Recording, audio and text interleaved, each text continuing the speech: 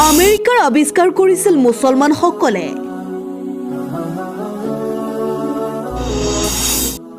তুৰস্কৰ president type এৰডোগানৰ দাবী।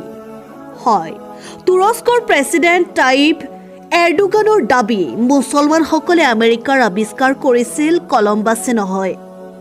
কাৰণ কলম্বাছতকৈও কমেও ৩০০ বছৰ পূৰ্বে মুছলমানসকল আমেৰিকাত উপস্থিত হৈছিল বুলি জনায় তেওঁ। তুৰস্কৰ ৰাজধানী চহৰত লেটিন আমেৰিকাৰ এদল মুছলিম প্ৰতিনিধিৰ সৈতে বাৰ্তালাপত এইদৰে মত ব্যক্ত কৰে প্ৰেছিডেণ্টজনে।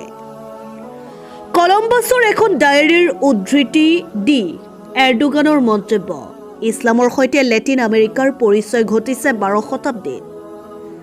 ১১৭৮ চনতেই আমেৰিকাত উপস্থিত হৈছিল মুছলমানসকল। তাৰ ৩০০ বছৰ পিছতহে গৈছিল ক্ৰিষ্টোফাৰ কলম্বাছ। এৰডোগানৰ এই মন্তব্য তুৰস্কৰ ৰাষ্ট্ৰীয় টেলিভিছনতো প্ৰকাশ হৈছে।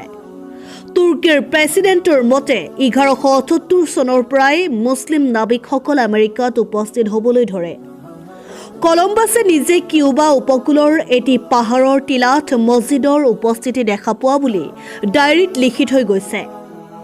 কলম্বাছে উল্লেখ কৰা সেই পাহাৰতে তুস্কই এখন মছজিদ নিৰ্মাণৰ সিদ্ধান্ত লোৱা বুলি প্ৰেছিডেণ্টে প্ৰকাশ কৰিছে।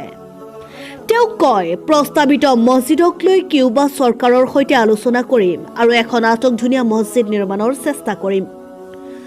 লক্ষণীয়ভাৱে আমেৰিকাৰ আছ-সুন্নাহ ফাউণ্ডেশ্যনৰ কৰ্ণধাৰ তথা বিশিষ্ট ইতিহাসবিদ ডক্টৰ ইউছুফ মৰাই ১৯৯৬ চনত লিখা এটা প্ৰবন্ধত উল্লেখ কৰিছিল, কলম্বাছে তেওঁৰ নিবন্ধত স্বীকাৰ কৰিছিল যে ১৪৯২ চনৰ ২১ অক্টোবৰ সোমবাৰে তেওঁৰ জাহাজে যেতিয়া কিউবাৰ উত্তৰ পূব উপকূলৰ জিবাৰা অতিক্ৰম কৰে, তেতিয়া এটি ধুনীয়া পাহাৰৰ চূড়াত এটি মছজিদ গৃহ দেখা পায়।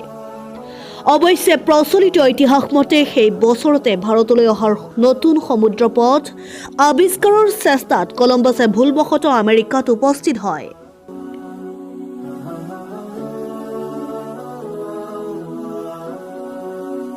নিউজ ডেস্ক ৰিপোৰ্ট, আৱাজ বাৰ্তা।